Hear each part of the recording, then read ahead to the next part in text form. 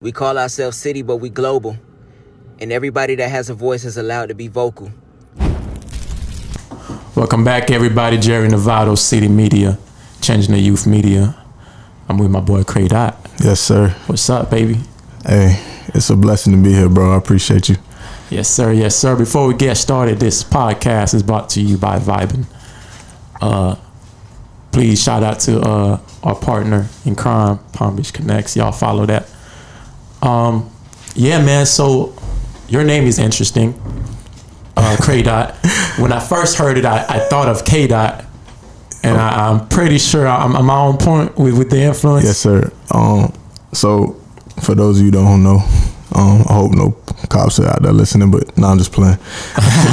But my government name is Anthony McCray, and that's why I dropped the MC off my last name, McCray, and Cray. And Kendrick Lamar been a big influence in like the music grind and everything. You know, one of the many lyricists in the game that no matter how many times you listen to his music, you always learning something new. Yeah. Kind of like a J. Cole, you know, Nip, everybody like that. So, I mean, with him being such a big like icon just for my music grind, yeah, it's kind of inspired by that. And the dot also mean, because it's spelled CRAY period DOT, and then people be like, why you put a period if it's dot? And then I just be like, ain't nobody really fucking with me in this rap game, period. Yeah. Sorry for cussing. Nah, you good. Go ahead, bro. But yeah. Go ahead. Yeah, that's really dope.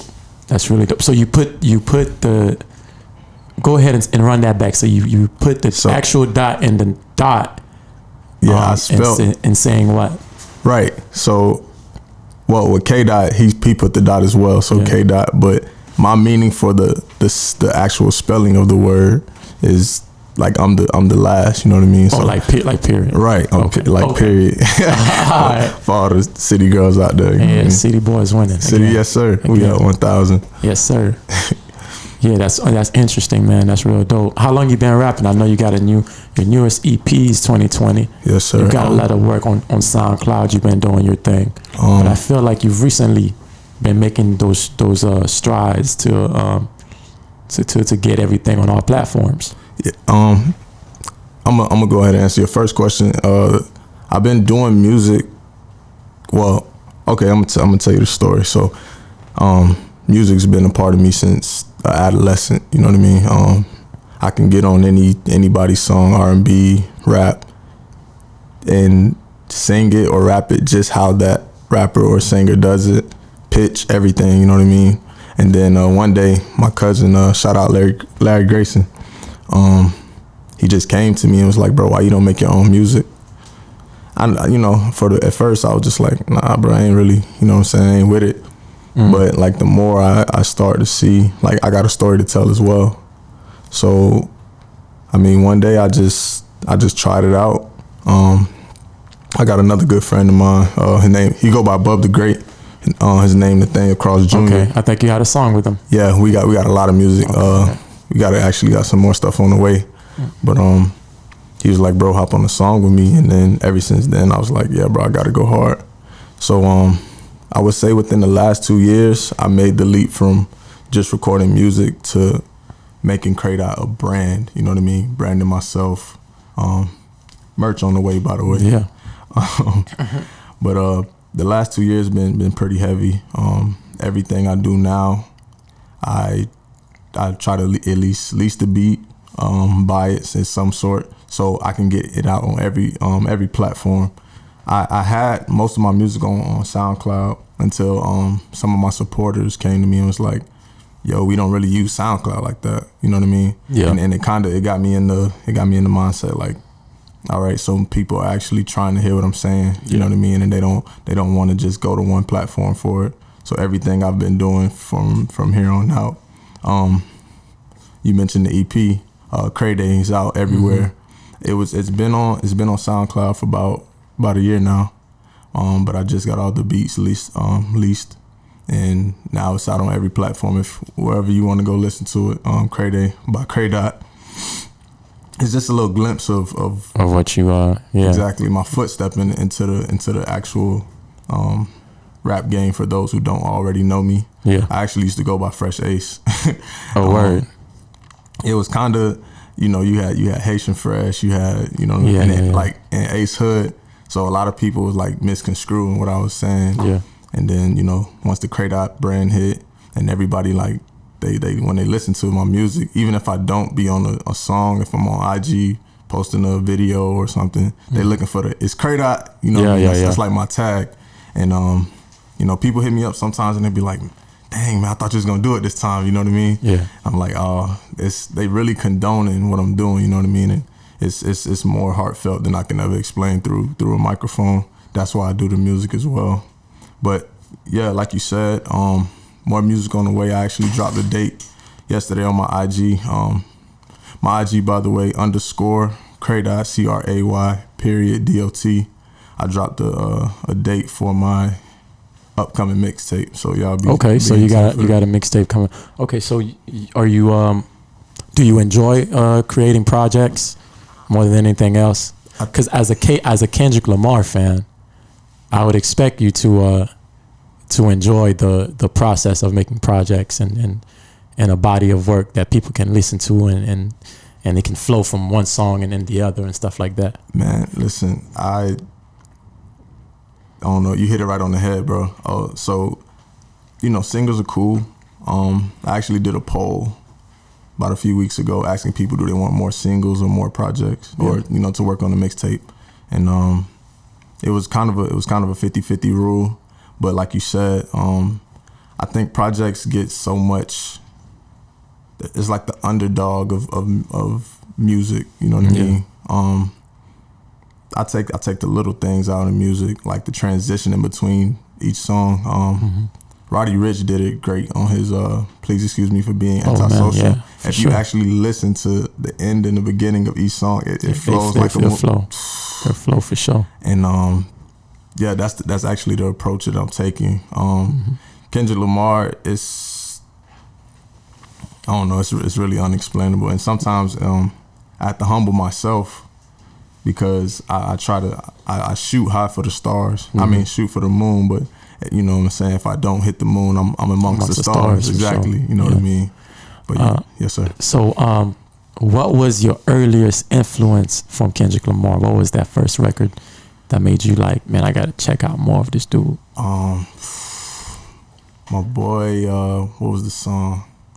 I think it was called Best Rapper Under 25, or the mixtape. Yeah. That mixtape when he was pretty much like a Lil Wayne. Yeah, he actually did. Yeah. He did a few Wayne beats, and I remember I think the line was like, on the Best Rapper Under 25, 24 inches on my ride, something 22. Like he was going off. God, I remember that song. And you know what I'm saying? Like my cousin put me onto it, Ronald Taylor. Shout to you. And I was like, you know, I heard little things, but I wanted to dig deeper. You know what I mean? Because sometimes when you looking at like people's albums and projects, I want to hear like the backstory of it, the underground mixtapes. You know, the stuff that don't get much play, the stuff that don't hit on billboards and everything like that. Yeah. So once I listened to that tape, bro, it was like, bro, I can do this. For sure.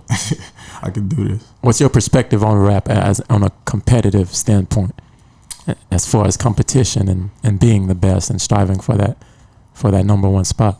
I mean, from my perspective, it's a marathon. A lot of people try to jump in the game and get the money. You know what I mean? Yeah. Money's really never the motive. I feel like if you're doing it from the heart, you always be first place in your race. But when it comes to, you know, if it comes to it, where you have to get a competitive attitude, you should be ready for whatever. I mean, big shout out to Jay Garcia. I know y'all had him on the show. Yes, sir. He just did the Mike Smith head-to-head battle rap, and he killed it, bro. Like, and he's so versatile, like right off the dome. You know what I mean? He practiced his craft. He just got back into it. He's saying, like, if you follow him, guys, 3 albums in 3 months. 3 albums in 3 albums in 2 months. Gosh. And in 2 months. 2 months, Yeah. And I just feel like he's a pinnacle example for being ready for whatever. For being, Me myself, I try to strive to do different things.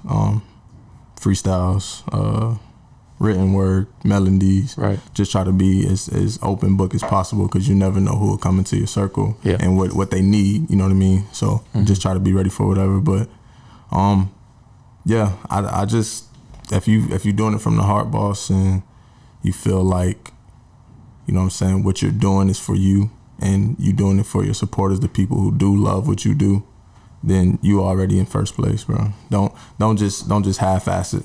You know what I mean? Just don't do it for a check or whatever like that. As a upcoming rapper, as somebody who, you know, you've been doing this a couple of years, like you said, right?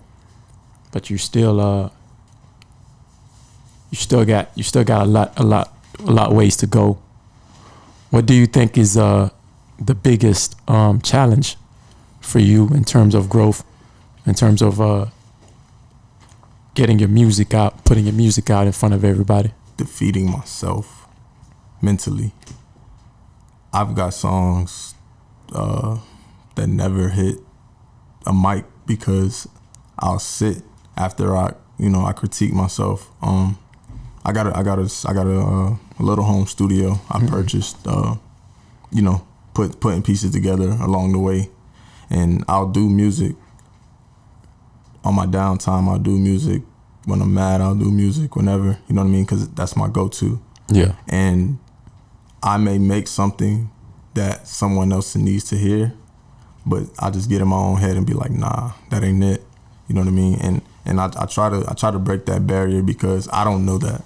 You know what I mean? I'm only going off what I know instead of just putting it out anyway and letting people gravitate towards it however they need to.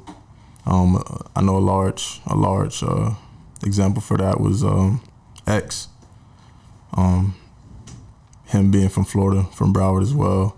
A lot of people didn't know how much of an impact his death would be after, you know what I mean? But his music, while it was here, people wasn't really gravitating towards it. And I don't want to hold anything back from the world. J. Cole said, "You was inspired by the world, so let the world be inspired by your shit." Word, for sure. So, defeating myself, really, because I mean, I can make. I'm not gonna lie. I don't make hooks good. Well, I don't think so. Okay. I go by. I do a tag in like my most recent music. They tell you stay away from flames because we obviously hot. You can come from my fame, but never come from my spot. It's bars a lot. I go by Sir Bars a lot as a sub to Cray.Dot, because I always do, like, before I even had beats, I used to write 30 bar verses. So you do it a little bit backwards, to where you do the body, you do the bars first, and then you do the hook after. Before I even get a hook. If you listen to Cray.Dot, I only got one hook that I actually rap myself. The other 2 songs that have hooks, XO Bang and Bub the Great did them on there, and the other 2 are freestyles. So yeah, I would say when it comes to collaborative work, say, because you know it's a bit of a stigma in the industry to not have ownership of your own lyrics or stuff like that. You know what I'm saying? Right. Are you open-minded in the sense that you would work with other artists, other people to contribute in your own music? Say it's not something that they're featured on. Would you have somebody write a part of your songs? Would that sit well with you? I don't think I've arrived there yet, but I won't say that I won't let it happen. Somebody say, K.Dot, that hook is trash. Here, use this. And then, I mean, like I said, I have to be open to it, because Jordan 96, he didn't do it by himself. Yeah. Even though he was a pinnacle player in it, he didn't do it by himself. So I mean, for now, it's a struggle for me because I'm so used to doing everything on my own. I listen to people's opinions. I listen to samples, if you will, of how I should do it, and then I'll still be like, all right, thank you for your input, but this is how I want to do it. But growing in the industry and growing with networking with other artists, you have to be open-minded to the fact that there's a formula to everything in this world. I believe that the universe aligns with everything that you do. So the same thing that you manifest is what you will get out of the world. Right. So if you're the type to think, I'm a one-man army. Okay, you know what I'm saying? For you to feel that way, that's fine, but you don't want to close off a bridge that could have led you closer to your success than you taking the scenic route all the way around. You know what I mean? Yeah, that mindset would only bring you so far. Absolutely. I humbly believe their ego doesn't really exist. The higher up you go, at the top ain't no ego. The guys like Drake and guys like them boys at the top, Travis Scott. Man, there ain't no ego over there. Anybody that can contribute to making their music the most artistic it can be, absolutely, they're welcome to that collaborative work. But at the bottom, we have a lot of ego, and there's a lot of I got this on my own. What do you think that is, man? With being from Florida, born and raised Southside Lake Worth, you see a lot of things. As I got older, I started to branch out. You know what I mean? The world's as big as you want it to be, and you know what I'm saying. Especially with South Florida, they just feel like if someone helped you climb up, you didn't really get there yourself. So a lot of people they shut out to the mind of like you said, collaborative work, and those who think higher up of themselves. Not to say that you shouldn't, you know what I mean, because everybody has their own goals and grinds.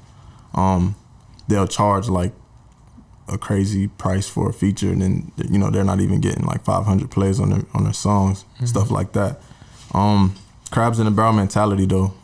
Instead of building with each other, they kind of try to climb up on each other and knock someone else down, instead of everybody playing their part to somebody to get out or this person to get out, and then once one get out, you reach back and pick someone else up. I don't say that the mindset doesn't exist. It's just like they try to bury it to an extent. That's why I appreciate those who are in my corner, and those I've met along the way that have similar ideas and mindset as me, because it makes it a lot easier to take that next step. You know what I mean? Without worrying about, is this person trying to fuck me over, or right. or you know what I'm saying, what are they trying to get out of it? I do stuff, you know what I mean, from the heart, and I can't say that it hasn't been blessing me as much as it has. You know what I mean? Of course, God leads everything. You know what I mean? You take steps according to what you pray for and what you believe through Him, and it's been shining through. So I don't have the crab in the barrel mentality. At some point I did. I can't lie. I'm gonna tell you straight up, but it's because of what I've been through and what I've seen in my own city and in my county, in South Florida and Florida as a whole. A lot of rappers or musicians, artists, left the state and resided somewhere else for X amount of time, blew up in that part, and then came back, and then they got hot in Florida. Why does it have to be like that? You know what I mean? You should be able to strive in your own, where you from, and your own soil, for you to get to that next level. But yeah, man. Yeah, I mean, I definitely agree with that. do you put many things ahead of your music? What would you say you put before music?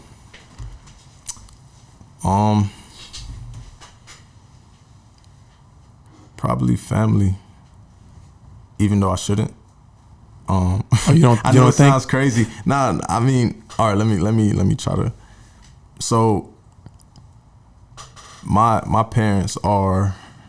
I have both my parents in my life. I thank God for that. But they're actually active in the church.